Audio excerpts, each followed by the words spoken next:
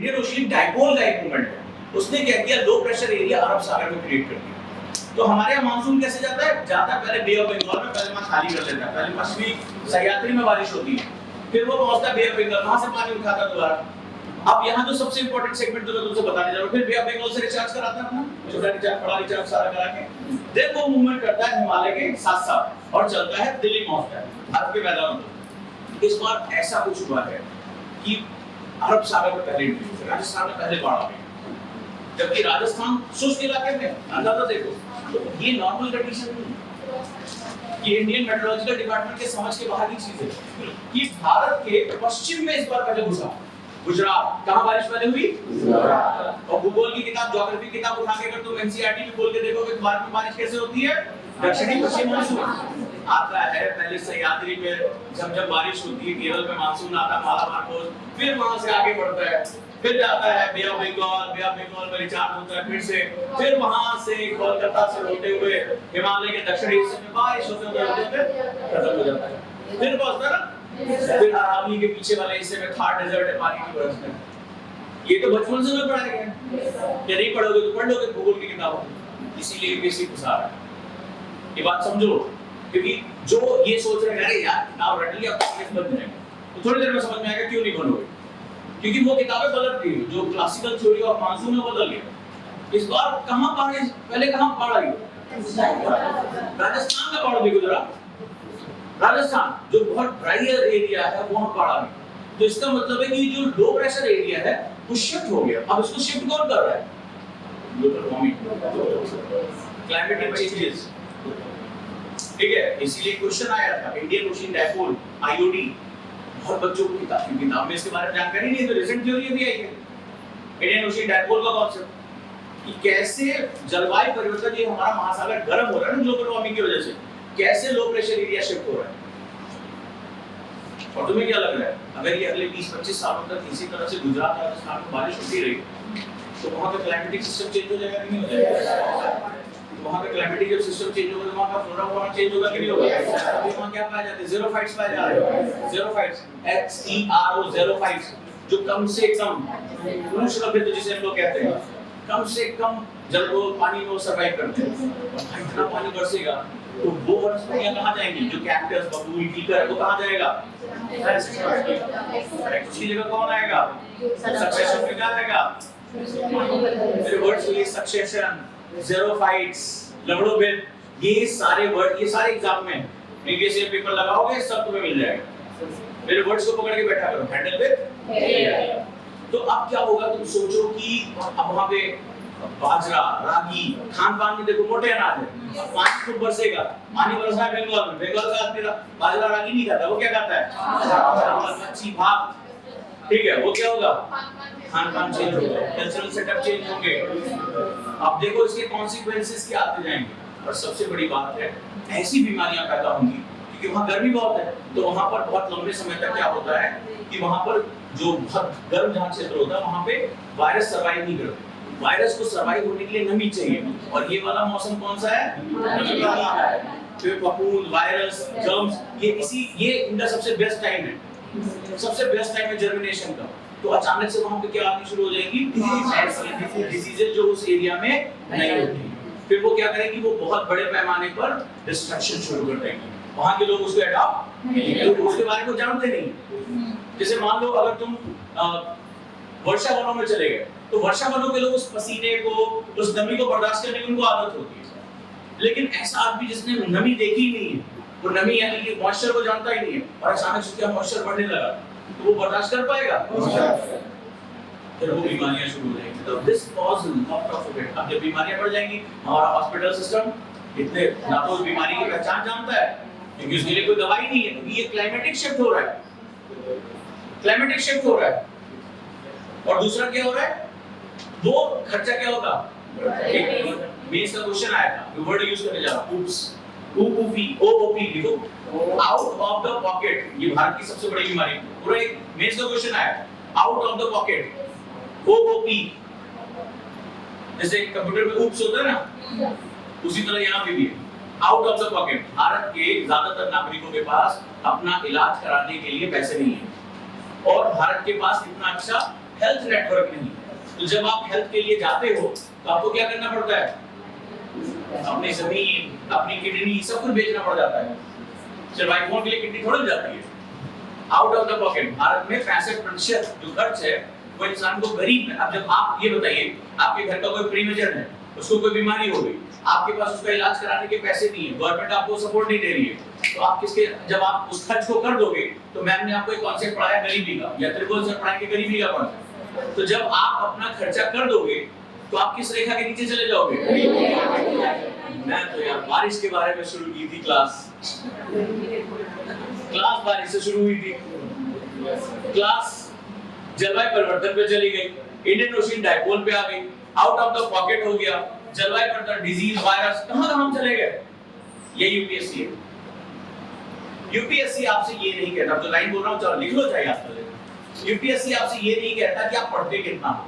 UPSC आपसे ये नहीं कहता आप पढ़ते कितना हो, नहीं, समझना भी नहीं। यूपीएससी आपसे ये कहता है आप सोचते कितना हो, कनेक्ट कितना कर पाते हो। यूपीएससी आपसे कहता है आप सोचते कितना हो, कनेक्ट कितना कर पाते हो। तो स्टूडेंट जान दो कैसे पढ़ता है यूपीएससी में, बताता हूं यूपीएससी में पढ़ाई कैसे करता है, जरा समझना इस बात को। अरे बताओ ये किताब तुम्हारा, जब ये किताब में चैप्टर खत्म करूंगा ना, तो मैं इतनी गारंटी दे सकता हूं आईआर में तुमसे कोई हाथ नहीं मिला पाएगा। और आईआर छोड़ो, बहुत सी चीजों में तुमसे कोई हाथ नहीं मिला पाएगा, क्योंकि मैंने इनकी बुक का सिर्फ बेस लिया है, कहानियां मेरी होंगी।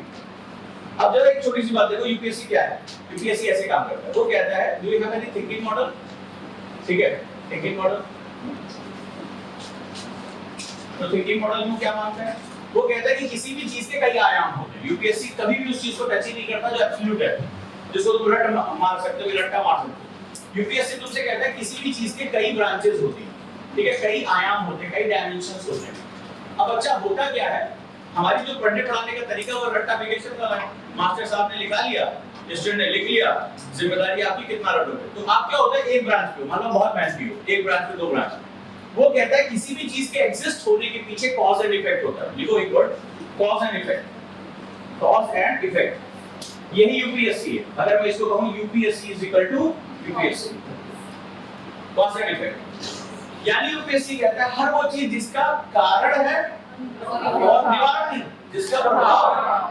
पाकिस्तान एक कारण है परेशानी में, प्रभाव। कई बार सॉल्यूशन तुम्हारे जीवन में नहीं होंगे। सिंधु को हमने 80% पानी पाकिस्तान को दे रखा है, जाओ करो, रोक लो, नहीं नहीं जाओ, चलो सिंधु का जो निपटारा कर दो जाके। या ब्रह्मपुत्र के ऊपर वो जो चाइना बांध बना के बैठा है, तो जाना बात मत करना, ठीक है। कौन सा डिफेक्ट प्रभाव क्या होगा? अगर चाइना डैम बनाएगा तो एक नया बॉम्ब बना रहा है, जानते हो क्या? वाटर बॉम्ब, जिन्होंने वाटर बॉम्ब, क्योंकि जिसे वार की नदी जाएगा वो डैम को तोड़ देगा। डैम को जैसे तोड़ेगा, भारत का जो पूरा आसाम नॉर्थ ईस्ट का रीजन है वो डूब जाएगा, क्योंकि भारत ने इतने सालों में इंफ्रास्ट्रक्चर डेवलप नहीं किए, ना तो अच्छे पुल बनाए, ना अच्छी सड़कें बनाई। तो क्या करेगा चाइना? अगर ब्रह्मपुत्र का पानी जो आज रोके, तो पानी रोकेगा तो हमारे यहाँ पानी की कमी हो जाएगी। और जब कभी वॉर आया तो उसने डैम तोड़ दिया, जैसे डैम तोड़ेगा क्या होगा? फ्लड। जब हमारे क्षेत्र में फ्लड आ जाएगा तो क्या सेना, क्या आम आदमी, क्या टैंक सब बह जाएंगे, क्योंकि सड़कें, पुल, पानी क्या है, कुछ कोई किसी की औकात है? क्या हुआ उत्तराखंड में? अभी आप देखो आज कितने पुल बह गए, तो इंफ्रास्ट्रक्चर वजह सब खत्म हो जाएगा।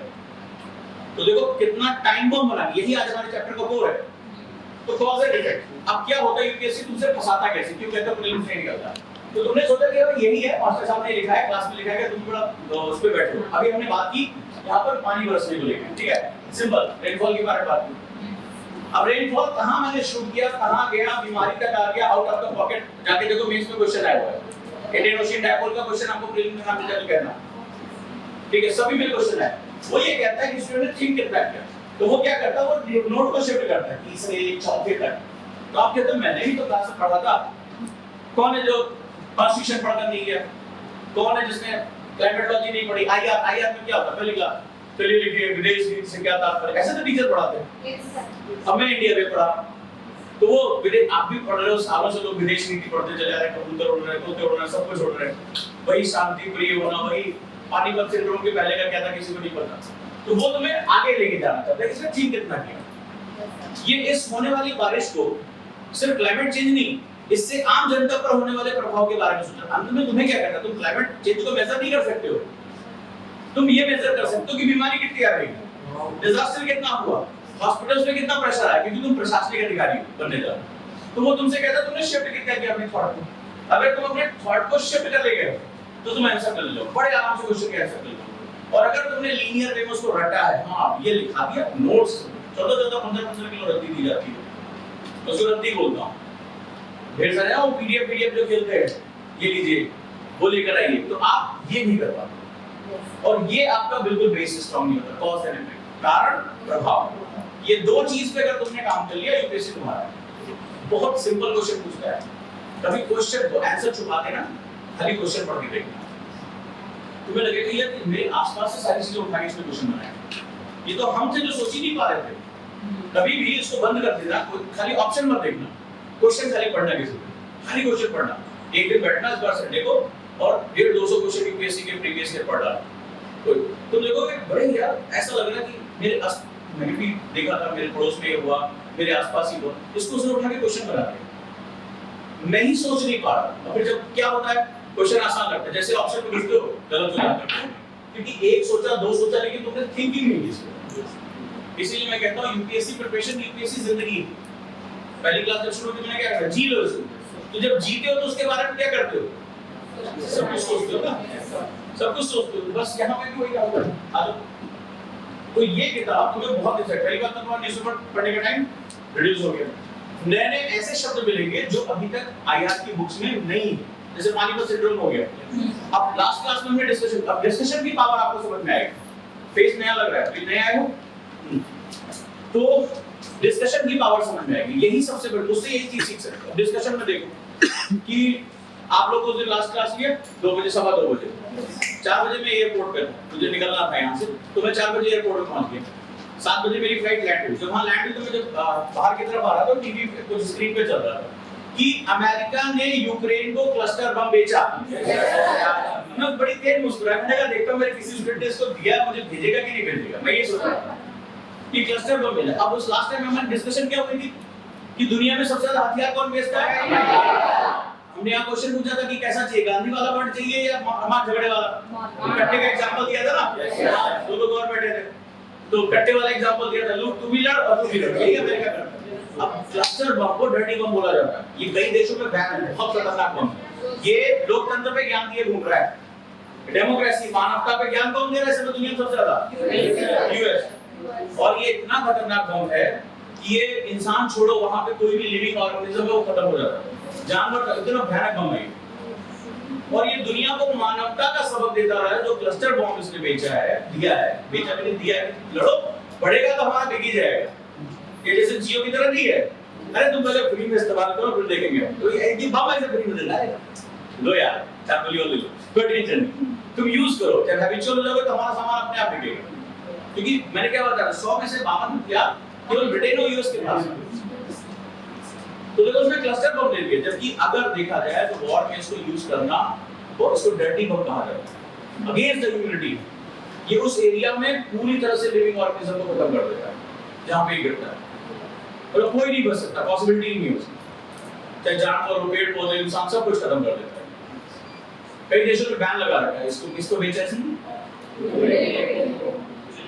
अब वही डिस्कशन देखो उस दिन निकल के आ रही थी, अब देखो साहब को भेज दिया, ठीक है। मैं वही बड़ा मुस्कुराया, मैंने कहा किसी स्टूडेंट ने मुझे भेजा नहीं, मैं देखता हूं। ये होगी पावर ऑफ डिस्कशन, आपको चीजें समझ में आनी शुरू हो जाएंगी, नए नए वर्ड्स मिलेंगे, ठीक है। तो चलो हम आगे बढ़ते हैं इसमें। तो एस जयशंकर से अच्छा कोई भी इसमें तरीका नहीं हो सकता, क्योंकि वो बहुत प्रैक्टिकल अप्रोच के साथ काम करते हैं। अभी आपने देखा होगा कि भारत की सुरक्षा के लिए, आंतरिक सुरक्षा के लिए खालिस्तानी मूवमेंट में वो क्या एक्शन लिए जा रहे हैं। अभी कैलिफोर्निया में जो सैन फ्रांसिस्को में जो भी उसके लिए आपने देखा, सबसे पहला अगर किसी का स्टेटमेंट आया था एस जयशंकर, बहुत प्रोएक्टिव। तो इनसे अच्छा कोई व्यक्ति नहीं हो सकता सीखने के लिए। चले आगे बढ़ते हैं।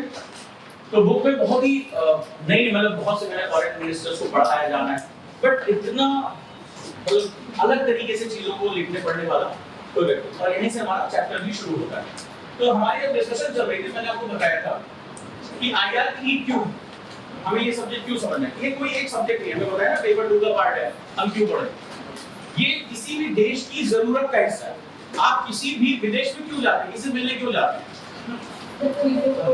जब आपको अपनी नीड्स पता, जैसे मान लीजिए आपके घर में कर्जा हो गया, ठीक है, आप ये अचानक से क्या होगा कि आपके बच्चे की तबीयत खराब हो गई, आपके घर में किसी की तबीयत खराब हो गई, या आपके पिताजी की, माताजी की, किसी की तबीयत खराब हो गई, अब इलाज में बहुत पैसा लग रहा है और आपके घर में नहीं, तो आप बाहर निकलते हो ना किसी से मांगने के लिए, किसी से मांगने के लिए जाते हो, तो मांगने के लिए भी आप क्राइटेरिया देख, ऐसा नहीं होगा बगल वाले कुत्ता जी के खटर किया, ऐसा नहीं करते, उसके तरीके होते हैं। आप पहले प्लान करते हो कि कभी आपने किसी की मदद की है, तो पहले आप उसके घर जाते हो, ऐसे ही करते हो ना, तो कैसे मांगते हो, आप संकट में हो, आपके घर में पैसे की जरूरत है, तो फॉरेन पॉलिसी समझने के लिए तो एक इंटरनल पॉलिसी को समझना बड़ा जरूरी है।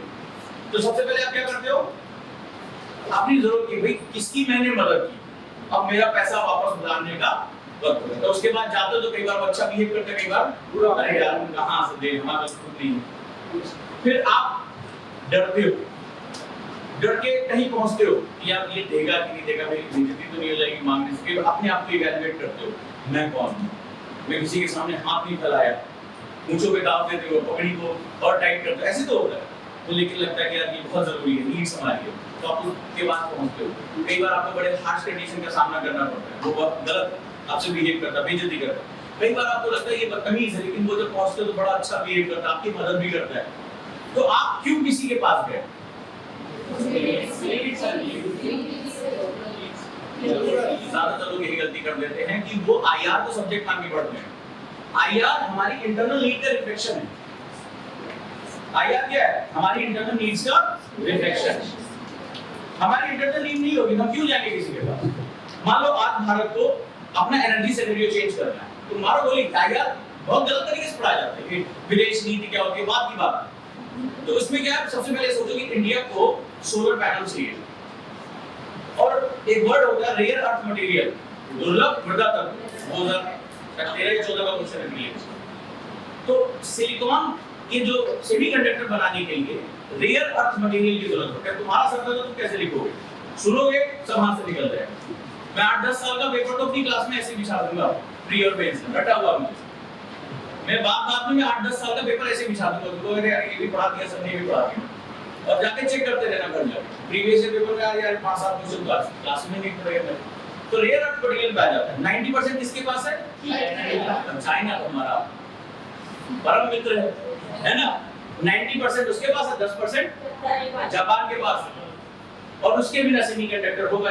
तुम्हें कौन सी एनर्जी चाहिए? क्लीन एनर्जी चाहिए, क्लीन एनर्जी चाहिए, और क्लीन एनर्जी का सबसे बड़ा सोर्स हमारे पास कौन सा है? सोलर। क्यों है? ऊर्जा देते हैं, तो वो हमें ऊर्जा देते हैं, है ना। ट्रॉपिक ऑफ कैंसर कर्क रेखा बीचों बीच से गुजरती है, जिसका कारण भारत में 303 सीधी धूप मिलती है। कर्क रेखा कौन सी रेखा होती है? जहां सूर्य की रेखा अंतिम बार सीधी परपेंडिकुलर पड़ती है, और जो सनलाइट परपेंडिकुलर जितनी पड़ेगी उसकी इंटेंसिटी नहीं पता होगी, जितनी तिरछी पड़ेगी देखो यहीं पे तुम बैठे हो। अभी आज मान लो तुम्हें धूप में बिठा दो, एक क्लास होती है, लेकिन अभी यहीं पे तुम्हें जनवरी में बिठा दो धूप में, सर यही वाली क्लास होती है, तो छत पे क्लास कर लेंगे। क्यों? यही बैठे बैठे धूप तुम्हें क्यों अच्छी लगने लगी? एंगल चेंज हो गया। तो हमें मिल रहा है सीधा सीधा एंगल, यानी हमारे पास क्या पोटेंशियल है? सोलर एनर्जी का पोटेंशियल। और उधर कौन अभी पिछली क्लास में क्या बताया था वो वाला साइन?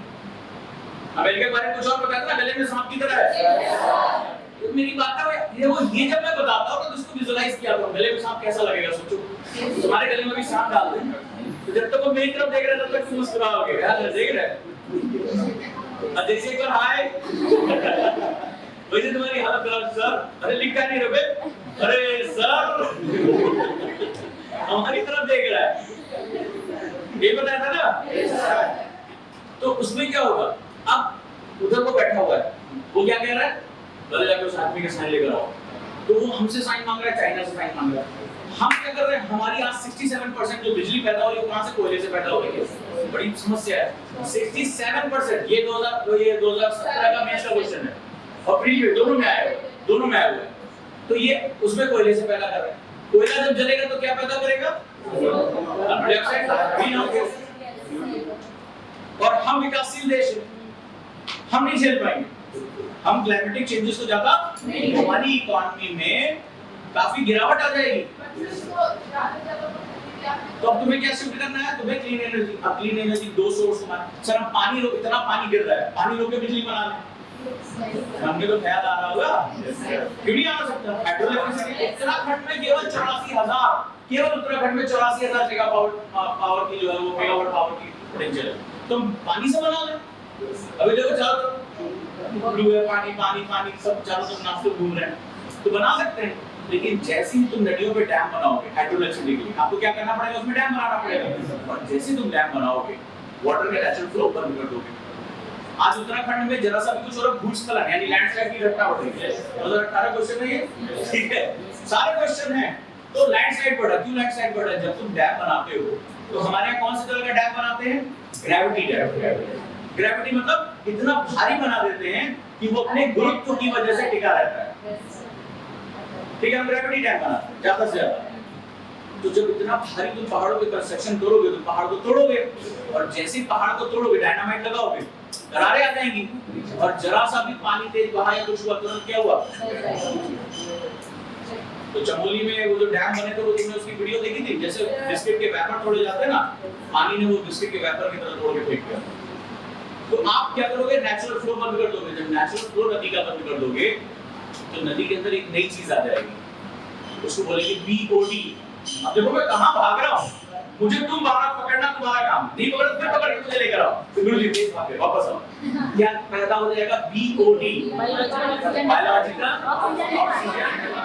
तीन बार आ चुका है बीओडी, बायोलॉजिकल। अब क्या होता है? ये हमारे घरों से समर का पानी जा रहा है, सीधे कहां बह रहा है? हमारे घर से निकला।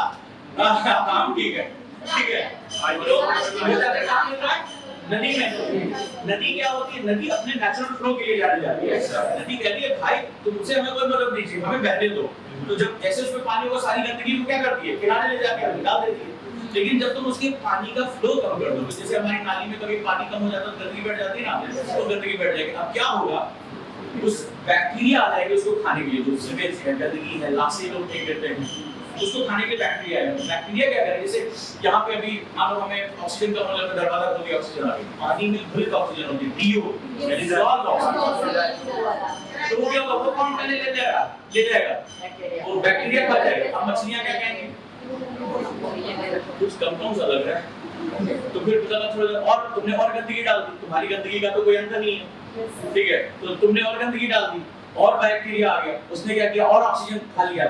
तो जो बायोलॉजिकल ऑक्सीजन डिमांड है वो बढ़ गई। घटेगी बढ़ेगी? यही क्वेश्चन पूछा था कि जब सीरियस डालते हो तो बीओडी बढ़ेगा या घटेगा? बायोलॉजिकल ऑक्सीजन डिमांड बढ़ गई, तो उसकी बढ़ गई तो मछलियों की क्या हो गई? तो जैसे तुम कोरोना में सिलेंडर लेके घूम रहे थे, तो तुम्हारे पास तो कृत्रिम प्लांट थे, तुमने सिलेंडर सप्लाई कर दी, तो वो बेचारे क्या करें? मास्क लेके खत्म हो जाता है। फिर क्या होगा? Living organism. सर इसमें एक और वर्ड यूज किया गया था, यूजुअली था बेसल कॉलीफॉर्म। बेसल कॉलीफॉर्म, हाँ, उसके बारे में जब एनवायरनमेंट में आगे तब बताएंगे। वो एक कॉम्प्लेक्स वर्ड है। तो वो क्या होगा? निपट जाएगा, सिर्फ क्या हो जाएगा? निपट जाएगा, खत्म हो जाएगा। तो अब क्या होगा? उसको बोलेंगे लिविंग डेजर्ट। लिविंग डेजर्ट जैसे यमुना है, दिल्ली के 25 किलोमीटर स्पैन में यमुना में वो नहीं हो एक वो पिक्चर देखे कर रहा था, अबे ये क्या है बे? जैसा गंगा कह के छोटी गंगा कह के नारा बुला दियो, वो यमुना, वो यमुना नदी।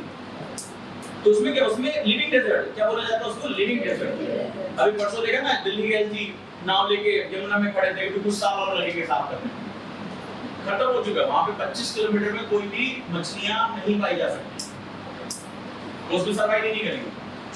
इधर मछली डाली उधर में निकल ली, ठीक है? ये हालत। तो आप देख रहे हो कि क्या कॉन्सिक्वेंसेस क्रिएट हो। तो इंटरनल नीड्स को आपको पता है, ये जो 6 नीड्स है ये डिस्टर्ब नहीं की जाती। अब तुम्हें समझ में आया कि हमें क्यों चाहिए?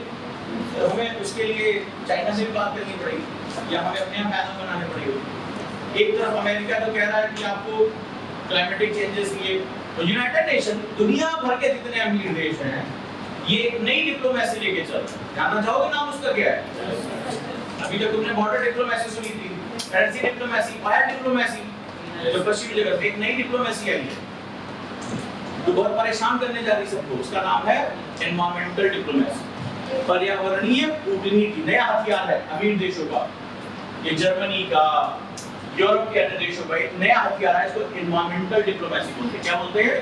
पर्यावरणीय कृषि। इसमें क्या होता है, इसमें जो गरीब देश हैं या जो टेक्नोलॉजी को चेंज नहीं कर सकते, जैसे हमारे बड़ी मुश्किल से तो पिताजी सारा पैसा जोड़ के एक काम लेते हैं। अब तुम कहोगे ये वाला काम नहीं, पेट्रोल नहीं, डीजल नहीं, आपको इलेक्ट्रिक व्हीकल चाहिए, हाइड्रोजन, कहाँ जेब में पैसा है? मध्यवर्गीय परिवार में कार कैसे खरीदी जाए जरूर पता। 4 साल तो प्लानिंग चलती है, 5 साल हर बार प्लानिंग होती है। कोई ना कोई दादी की हड्डी टूट गई, कुछ ये हो गया, कुछ वो बीमारी हो गई, फिर वो अभी काम नहीं लेना, फिर और ऑप्शन देखे जाते हैं, फिर पता चला एक आदमी मॉडल नया आ गया, तो हर बार बेचारे कुछ ना कुछ करते हो, फिर 4-5 साल में गाड़ी आती। अब उनसे कहो कि तुम इसको चेंज करो मॉडल, पॉसिबल उनके लिए? तो हमारे लिए टेक्नोलॉजी ट्रांसफर करना बहुत मुश्किल काम। अब ये करते हैं हमारे ऊपर दबाव, देखो भाई दुनिया बर्बाद हो रही है, कहाँ बर्बाद हो रही है? बोले ग्लोबल वार्मिंग का खतरा, बोले हाँ, बोले मुंबई डूब जाएगी, बोले डूब जाएगी, बोले आओ चलो साइन करते हैं, चलो साइन करते हैं, तुम्हारे पाप मेरे पाप बराबर, बोले हाँ सब साथ में आएंगे, साथ पाप ये सही है तुम्हारे पास, तो हमसे वो ये करा, तो हमारे पास हमें उनका भी जवाब देना है, हमें अपनी एनर्जी सिक्योरिटी मेंटेन करनी है। एनर्जी सिक्योरिटी मेंटेन नहीं होगा, मान लो बिजली ना आए, अभी एक क्लास में आधा 1 घंटा बिजली ना आए, जनरेटर में डीजल खत्म हो जाए, नहीं वहाँ पैसे नहीं देने के लिए, फिर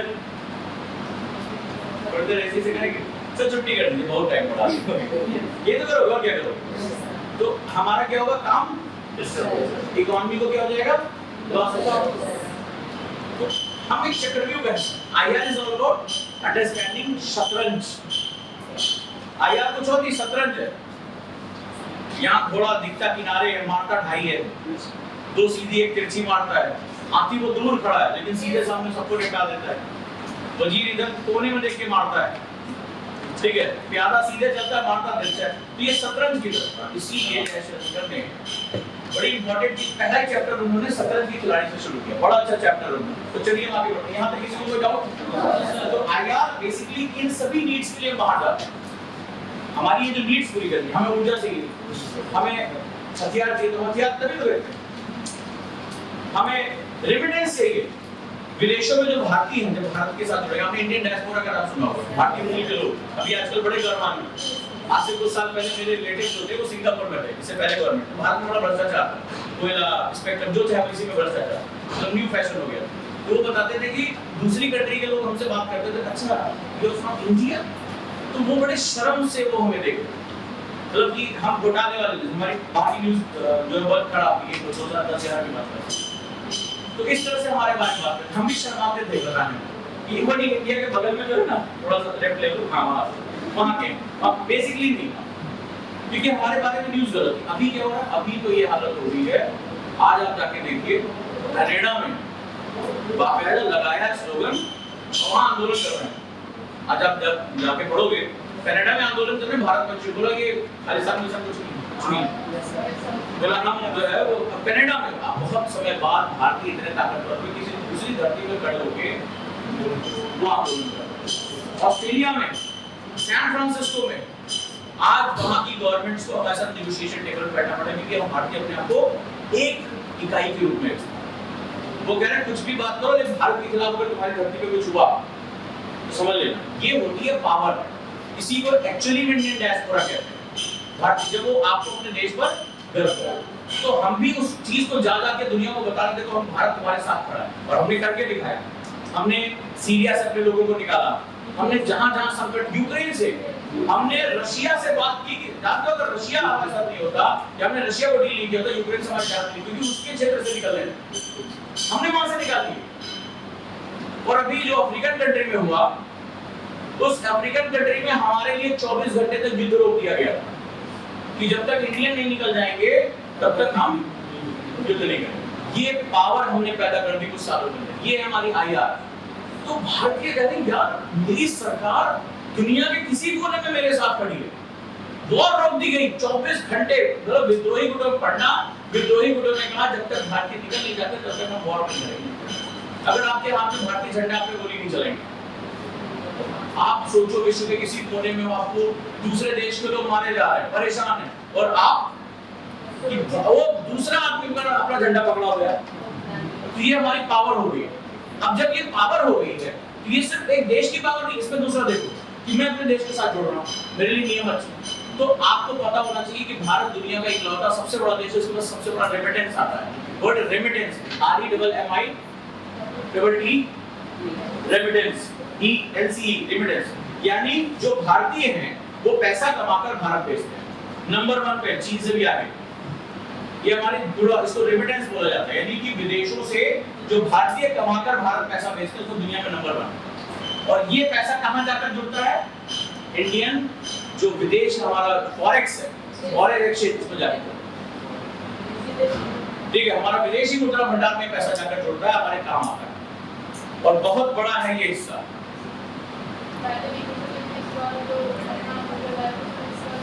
जबरदस्त बढ़ता जा रहा है, टॉप पे, चाइना से भी ऊपर, सबसे टॉप है, यानी सबसे ज्यादा भारतीय अपने देश पैसा भेजते हैं इसका मतलब।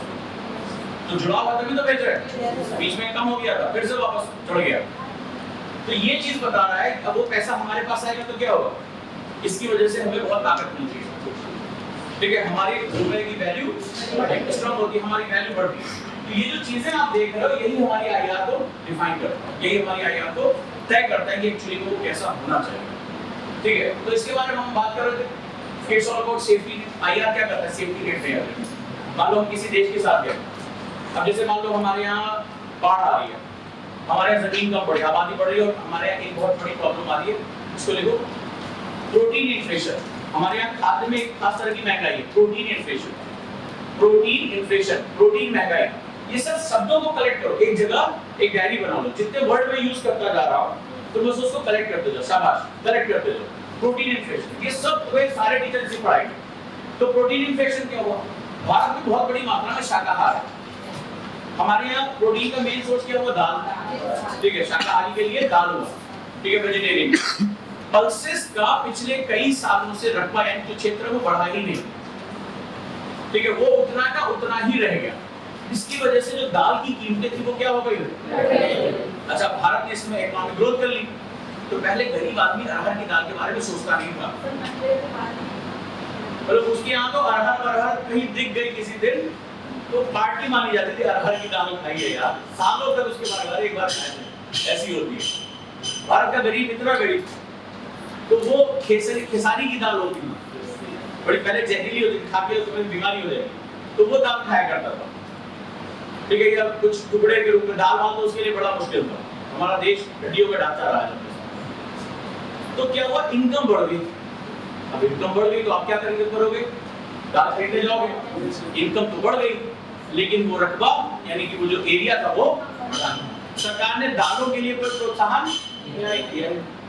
अभी कुछ साल पहले अंतरराष्ट्रीय दाल वर्ष मनाया गया और लास्ट ईयर दलहन वर्ष था, ये भी याद रखना, गवर्नमेंट दलहन वर्ष, दलहन मतलब दालों का ईयर ऑफ पल्सेस डिफाइन किया था और यूनाइटेड नेशन ने 2013 को कौन सा ईयर ऑफ पल्सेस डिफाइन किया कि दालों की मात्रा बढ़ाई जा सके, क्योंकि प्रोटीन हमारी बॉडी के लिए क्या होता है? सबसे इम्पोर्टेंट। अब मैंने लास्ट क्लास में क्या बताया था? भारत के पास कौन सी खिड़की खुल रही है? यूथ, नाम बताया था उसका, यूथ की खिड़की कौन सी है? यूथ की खिड़की तो मैं एक दो दिन बाद खोलूंगा, हमारे यहाँ कुछ यूथ आए हैं। हाँ, ये बताओ कौन सी खिड़की हमारे यहाँ खुल रही है? हाँ, अगर ये पन्ना पलटा तो समझ लेना कि दिमाग नहीं चल रहा है। आपने देखी, किसी को याद नहीं था, नहीं आता क्यों? गलत बात है। तुम्हें 3 दिन का टाइम मिला, मेरे को क्या, मैं पढ़ाना छोड़ दूंगा, मुझे कोई दिक्कत नहीं, तो मगर मेरे साथ नहीं चल पाओ, पढ़ाना छोड़ दूंगा। डेमोग्राफिक विंडो ऑफ जनांकीय अवसरों की 2045 तक हमारे ऊपर है। यूथ पॉपुलेशन, और यूथ को क्या चाहिए होता है? उसकी बॉडी ग्रो करने के लिए सबसे इंपॉर्टेंट सब्सटेंस क्या चाहिए होता है? प्रोटीन चाहिए होता है। तो एक तरफ आपको कैसी आबादी चाहिए? यूथ डायबिटिक हो, बीमार हो, खांसती हो, छींकती हो, छोटे स्टंटिंग हो, मतलब आकार कम है, वजन कम है, कोई काम दे दिया तो धड़धम से लग गए, ऐसा चाहिए या स्ट्रांग चाहिए? तो उसके लिए तुम्हें प्रोटीन चाहिए, तो चीजें कनेक्ट हो रही हैं। इसीलिए अपने आने से पहले 1 महीना तुम लोगों को एक्टिव लर्निंग सिखाई थी। कितने लोग डिस्कशन लिख रहे हैं? कोई सबकी कॉपी जमा होगी, क्यों नहीं तुम लोग लिख रहे? तो डेमोग्राफिक विंडो ऑफ अपॉर्चुनिटी बनाने के लिए खिड़की तो खुल गई है, ठीक है, उसमें हवा कैसे आएगी? उसके लिए तुम्हें प्रोटीन चाहिए, और भारत में प्रोटीन महंगा ही है, दाल की कीमत अपनी मम्मी से पूछना। कितने लोग अभी दाल वाल खरीदने गए हो? हाँ, महंगी हुई है, बहुत महंगी हुई है अरहर वाली। ठीक है, तो फिर क्या हुआ? इसको बोलते हैं प्रोटीन इन्फ्लेशन। अगर आपके लिए महंगी है तो उस आदमी के लिए बात करो जिसकी 100 या 200 रुपए इनकम है, वो खरीद सकता है। तो प्रोटीन उसके बच्चे को नहीं चाहिए, वो भारत का नागरिक नहीं है। संविधान पे बात में बैठ जाओ, संविधान पे उसमें क्या लिखा? Be the people of India, urban India, rural India. उसको गिली दे रहे हो। महंगी हो गई है तो या तो लोगों की आय बढ़ाओ या दाल बढ़ा दो, क्योंकि डिमांड सप्लाई कहता है कि जो चीज एबंडेंट पैदा हो जाएगी उसकी दाम कम हो जाएगा। डिमांड सप्लाई ये तो कहता है, और क्या है ना? तो फिर सप्लाई बढ़ाए, या तो सप्लाई बढ़ाए, इनकम बढ़ाए, दोनों बढ़ाए। ये दाल में तुम खेती करोगे तो तुम्हारी भी इनकम बढ़ेगी, तुम्हें तो केवल प्रोत्साहन देने की जरूरत है। तुम्हारा ध्यान हरित क्रांति 1965 से किस पे बैठा हुआ? 2 फसलों पे। कौन सा? चावल गेहूं, चावल गेहूं, चावल गेहूं। चावल पे आपने एमएसपी इतनी बढ़ा दी। अभी तुम्हारा काम है मेरी बात को बस खाली सुन के लिखते रहो, मैं सबको पूछ लूंगा। पहले मैं मन के माला फैला, अब चावल तुमने बढ़ा दिया। इस साल प्रीलिम्स में क्वेश्चन क्या आया था? Word underground water report. किसने इस बार के प्रीलिम्स के पेपर में देखा? अभी पहली क्लास में मैंने यहाँ शो किया था, यहाँ क्लास में शो किया था। इस बार का प्रीलिम्स का क्वेश्चन है, उसके हिसाब से वर्ल्ड अंडरग्राउंड वाटर रिपोर्ट आया है, उसके हिसाब से भारत दुनिया का सबसे ज्यादा ग्राउंड वाटर का इस्तेमाल करता है। अब ये रिपोर्ट क्यों पढ़ोगे तुम? अब तो हर रिपोर्ट तुम घर से निकलो रिपोर्ट पढ़ते रहो। यहाँ तक इतनी खराब बात हो तो कोई एक्सरे भी लेके जा रहा है, रिपोर्ट दो यार, हम पढ़ेंगे, हम रिपोर्ट बहुत पढ़ते हैं।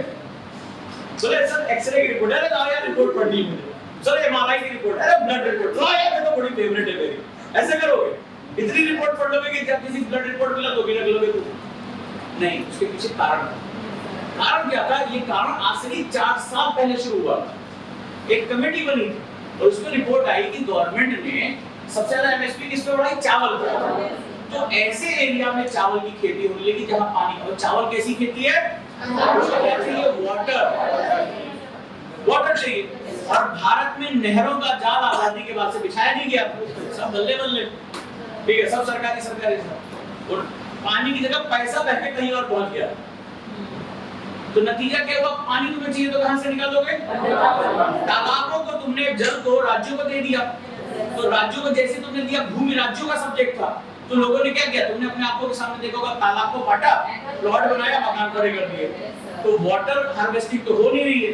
अब तुम्हें चावल बोना है, क्योंकि अब तुम किसान हो, तुम्हें अपने बच्चे को पढ़ाना है, घर पालना है, तो तुम्हें पता है ये वाली फसल मोटा अनाज बोएंगे तो पैसा कम मिलेगा, और अगर चावल बोएंगे तो पैसा, किसी की खेती होती है, किसके यहाँ होती है? तो चावल सबसे ज्यादा पैसा मिलता है, एमएसपी सबसे ज्यादा है। अब चावल बोने के लिए तुम क्या निकालोगे? से पानी आ नहीं रहा है, तुम्हें खराब हो गए, तालाब तुमने काट के खेत बना लिए या मकान बना लिया, अब पानी कहां से निकालोगे? ग्राउंड से। सबसे आसान है, क्योंकि हम तुम्हारे यहाँ कोई भी नियम नहीं। पता है भारत में जल के जो नियम है वो अंग्रेजों के जमाने के, हमें फुर्सत ही नहीं मिली 75 साल, पता नहीं कौन सा लूडो खेल रहे थे। अंग्रेजों के जमाने का नियम है। और अगर फाइन भी तुम्हें लगेगा, पैसे के फाइन रुकते हुए नहीं है, तो चलता नहीं है। तो पढ़ाऊंगा तो सब फील हो गए, तुम रहते हम लोग। एक बार कोई ये देश चल कैसे रहा यार, समझ में नहीं आ रहा, इसमें मैथमेटिक्स क्या है। तो अब उसके बाद क्या होगा? अब तुम ग्राउंड वाटर निकालोगे, क्या खरीद के लेकर आना, कहीं भी कर सकते हो, कोई रूल है? तो जब तुम चावल, तुम्हारा पानी ज्यादा डिमांड कर रहा है और सरकार तुम्हें नहर नहीं दे रही है, सुप्रीम कोर्ट कई बार ऐसे मान कर सर नदी को जोड़ दो यार, हर बार बाढ़ आती है, अब ये नदियों को जोड़ दो, बाढ़ खत्म हो जाएगी, जहां पानी कम वहां सप्लाई भेज दो। चाइना ने जोड़ दिया, हमें फुर्सत ही नहीं मिल रही, हमें समझ में नहीं आ रहा किससे कौन सा वोट मिलेगा। एक तो हमारे यहाँ वोट का बड़ा चक्कर है, बोला ऐसा कौन सा काम करे जिससे वोट मिल जाए। तो हमारे यहाँ बड़ा चक्कर, नदी जोड़, भारत की जनता भी मस्त है, पूरा देश जाति में, धर्म में, राशन में, गेहूं में, चावल में, इसी में फंसा पड़ा है। या फ्री बिजली में आजकल नया पता चला हुआ है, फ्री बिजली फ्री पानी। लेकिन ये मुद्दा ही नहीं है। जब जनता का मुद्दा ही नहीं है, लोकतंत्र हमने बना रखा है, कहते हैं डेमोक्रेटिक कंट्री है, for the people of the people by the people. अब पीपल को पता है कि चल क्या रहा है देश में, कि नदियों को जोड़ने से क्या फायदा क्या नुकसान, इसको तो डिबेट ही होगी ना, पता नहीं कहां चल रहा है। मुद्दा तो धर्म पे पूरा देश यूसीसी पर पड़ा है, यही हमारा सबसे लास्ट रिजॉर्ट है। खाने बना रहे लेकिन हाँ धर्म पे बात जरूर करेंगे। तो अब क्या होगी मुश्किल। तो अब क्या होगा, अब यहाँ दूसरा हिस्सा देखो, तो जब तुम ग्राउंड वाटर निकाल दोगे, क्योंकि तुम्हारी खेती पे तुमने चावल पे पैसा ज्यादा देना शुरू किया, सरकारी लालच दे रही है, मुझे अपना घर चलाना है, तुमने चावल होना शुरू किया। भाई साहब राजस्थान के इलाकों में चावल की खेती होने लगी, मुख्य आहार चावल हो गया, कि बिना चावल के राजस्थान के लोग खाना नहीं खा रहे, जबकि वो मोटे अनाज का क्षेत्र है, सबको पता है कि वाटर स्कार्सिटी है। तो सोचो वहां खेती कैसे होगी। इस बार का प्रीलिम्स का क्वेश्चन, इस बार का प्रीलिम्स का क्वेश्चन है, होगा इसी में।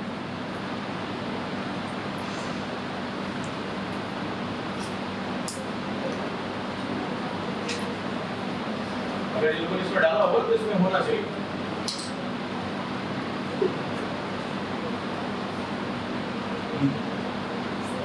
पहली क्लास में दिखाया था, तो आप उसको देखो, क्वेश्चन कहां से बना, रिपोर्ट याद करना इंपॉर्टेंट नहीं है।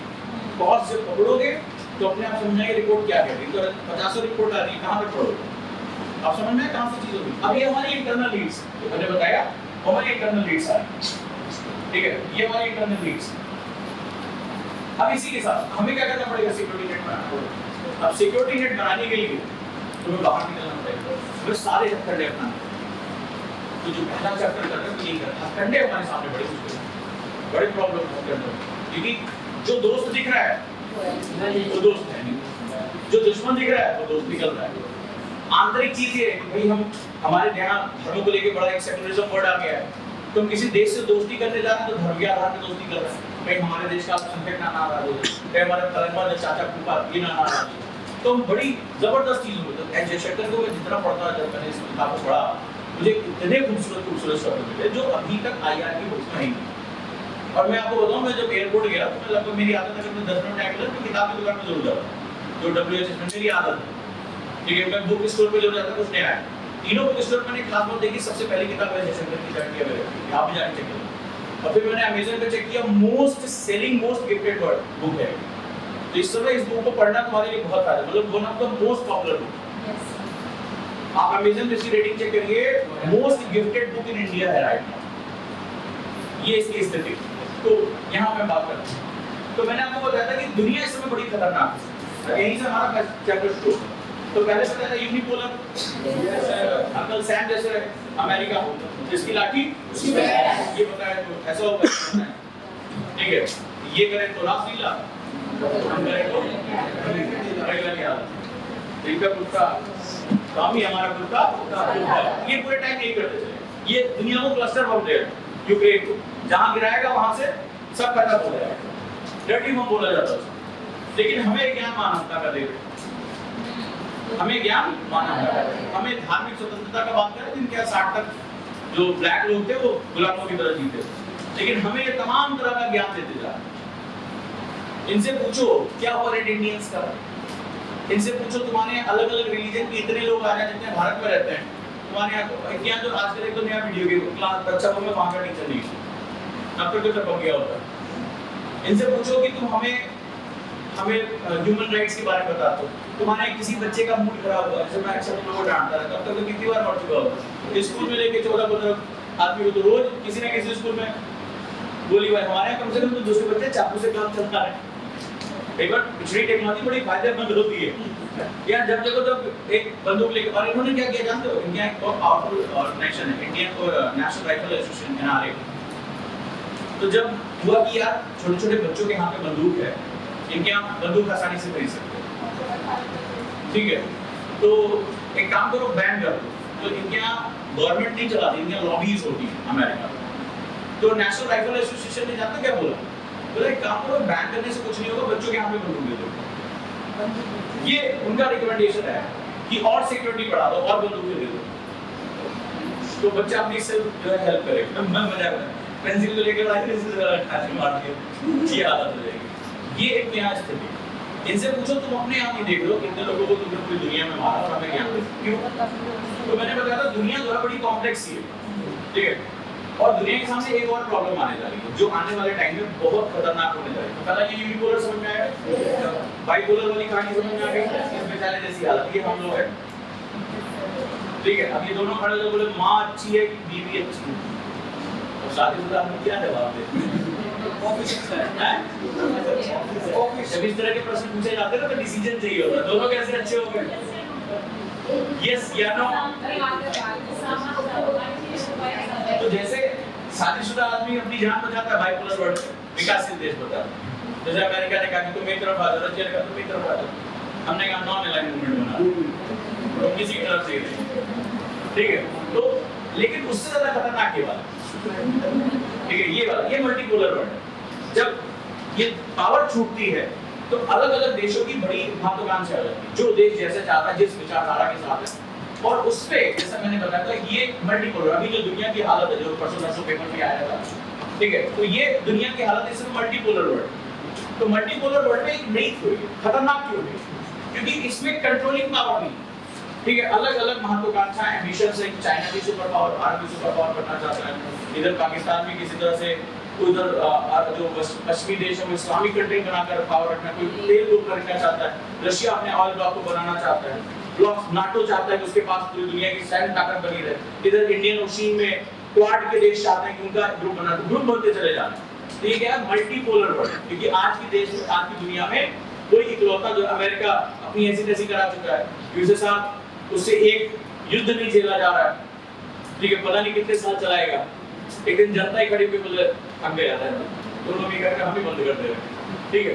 तो इसका मतलब है अभी क्या है, पूरी दुनिया को कोई भी एक पावर कंट्रोल नहीं करेगा, अलग अलग पावर। अब इसमें क्या होता है, दोस्त दुश्मन की पहचान करना मुश्किल होता है, तो पावर में ग्रुपिंग होगी, ठीक है, जैसे तुमने सुना होगा क्वाड के बारे में, एससीओ के बारे में, नाटो के बारे में, देखो बवाल चल रहा है नाटो में, तुर्की नाटो में जा रहा है, लेके चला गया फलाने को, ये बवाल चल रहा है, यूक्रेन का रिकमेंडेशन आ गया, यूनाइटेड नेशन जैसी संस्थाएं जो ग्लोबल संस्थाएं जो ढीली पड़ गई, उनकी कोई सुन ही नहीं रहा, ठीक है, उनकी कोई सुन ही नहीं रहा, पीछे जा रहे, सुनो देश दुनिया बर्बाद हो गया, ठीक है, क्योंकि उसका सबसे बड़ी फंडिंग कौन देता था, अमेरिका, और अमेरिका की खुद की फंडिंग इस समय डाउन चल रही है, तो जब पैसा नहीं तो फिर कुछ नहीं, तो इवन की कोई सुन नहीं रहा है, सुधार उसमें हो नहीं रहा है, और ना उसको कुछ समझ में आ रहा है कि करना क्या आगे।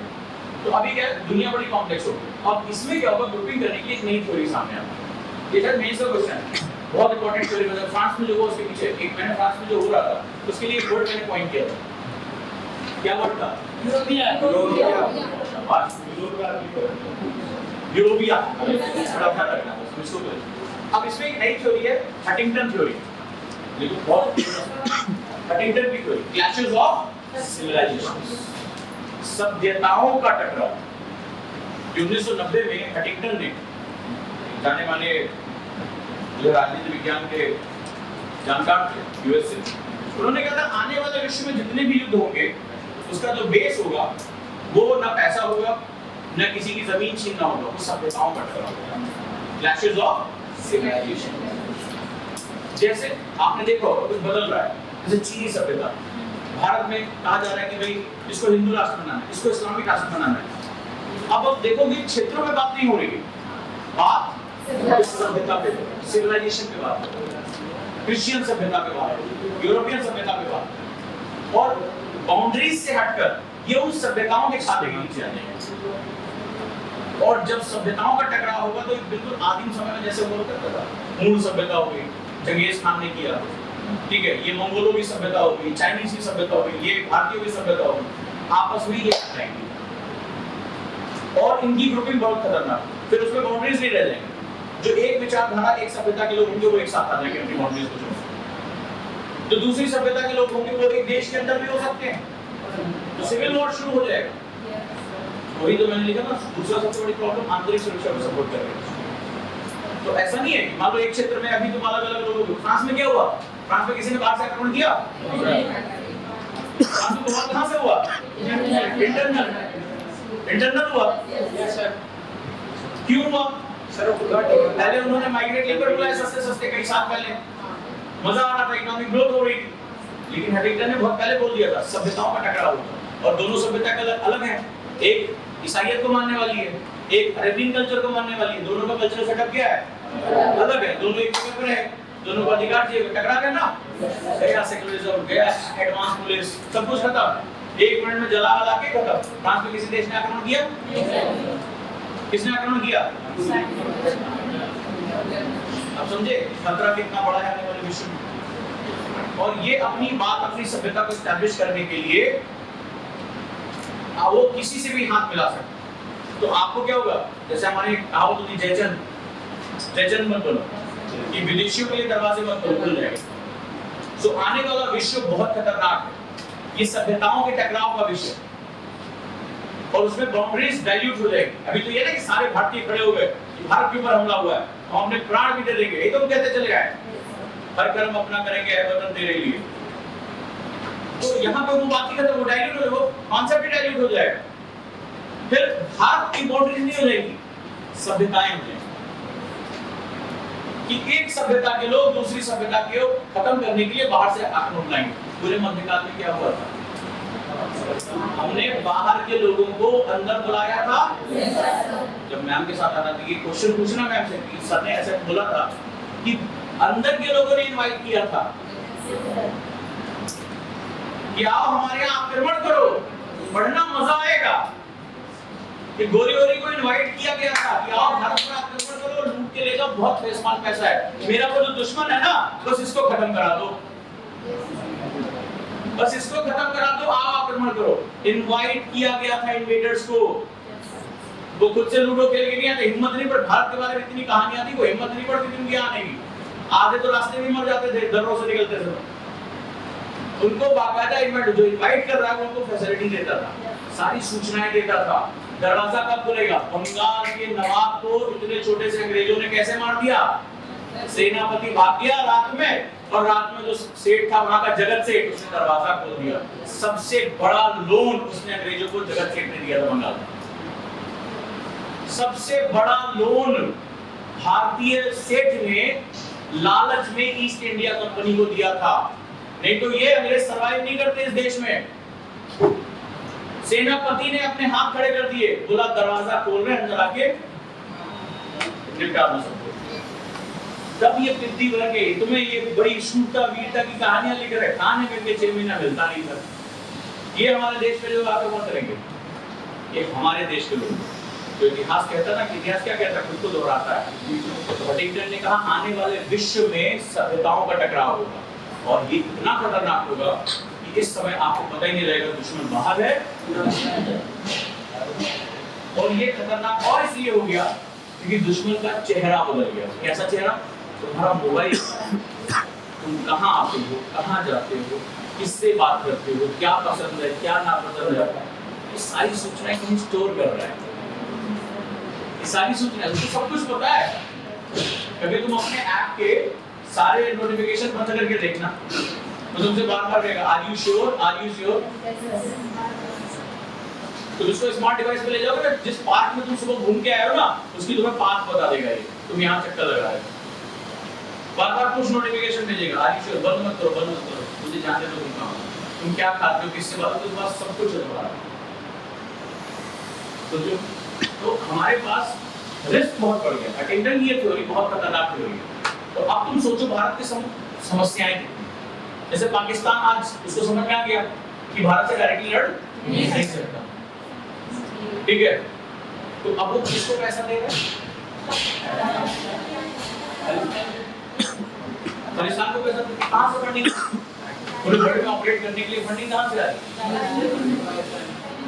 और खालिस्तान क्या है? वो अपने आप को एक अलग सभ्यता के रूप में तो प्रेजेंट कर रहे हैं, और क्या कर रहे हैं? मणिपुर में जो हिंसा, उसका बेस जानते हो? जो कुकी और मैतीज है, एक हिंदुइज्म को फॉलो करते, एक बड़ी आबादी क्रिश्चियनिज्म को फॉलो करती है। नाम उन्होंने आदिवासियों का रख रखा है, क्योंकि क्रिश्चियनिटी में जब कन्वर्जन होता है तो वो अपना कुछ भी नहीं बदलते, तो उनको मिला हुआ आरक्षण, आरक्षण का मतलब ये रिसोर्स, नौकरी, सब कुछ, पढ़ाई लिखाई सब कुछ, और दूसरा कह रहा है कि यार इनको मिला हुआ हम भी उसी देश के नागरिक, हम भी आदिवासी हैं, लेकिन हम दूसरे धर्म के, तो हमें क्यों नहीं मिल रहा है, हमें भी सोच चाहिए। तो क्लैश किस बात का हुआ? सिविलाइजेशन। और क्या है? Clashes of civilisation. किसी ने अटैक किया बड़ी कुल के ऊपर, कितने लोग मारे गए, किसकी वजह से? Clashes of civilisation. ये समझ में आ रही है? अब भारत के ऊपर ना चीन ने आक्रमण किया ना पाकिस्तान ने, भारत के नागरिक, भारत के नागरिक है ना, जो अपनी अपनी पहचानों के लिए लड़ गए। कि आने वाले समय में जैसे मान लो वहां पे नागालैंड की मांग हो रही है कि भारत से अलग करके, नगा लोग कह रहे हैं कि हम नगा पहचान अलग है, हम एक देश अलग करेंगे। नागालैंड की मांग हो, जिसको नगालैंड कहा जाएगा, नागा जनजाति अलग, क्यों बोले हमारी पहचान अलग। तो इसका मतलब क्या हुआ? सभ्यताओं का। चीन अरुणाचल का दावा क्यों कर रहा है? कह रहा देखो तुम लोग कैसे देखते हो, अरुणाचल के लोग वो कैसे दिखते हैं, बोले मंगोलाइट है, बोले हम भी कौन से हैं, मंगोलाइट है, हमारी सभ्यता, बोले तुम्हारा आदमी कैसे हो, उसको बोला खान पान अलग है, तुम्हारा जब ये नॉर्थ ईस्ट का बंदा दिल्ली में आता है उसको अलग नाम से बुलाते हो, बुलाते हो नहीं, उसका अपमान करते हो। मैरी कॉम से पूछा गया ये बताओ मणिपुर किस देश में, तो जब अपनी देश की नागरिक अपने देश के नागरिक को बता रही है कि अब तुम्हारे देश के हिस्से में। चानू के साथ कितनी बदतमीजी हुई, जो हमारे लिए राष्ट्रीय पदक लेकर आ रही है, ओलंपिक के पदक लेकर आ रही है। चीन इसी बात का फायदा उठा रहा है, वो कह रहा है तो तुम्हारे देश में तुम्हारी ही जनजातीयता, एंथ्रोपोलॉजी की रिस्पेक्ट नहीं है, हटाओ, हट हो जाए, हम किनारे हो जाते हैं। बोले तुम्हारी तरफ आओ, देखो हम सब एक जैसे लगते हैं, हमारी सभ्यता एक है, हमारा खान पान एक है, आने वाला विश्व कैसा होगा? सभ्यता है ना?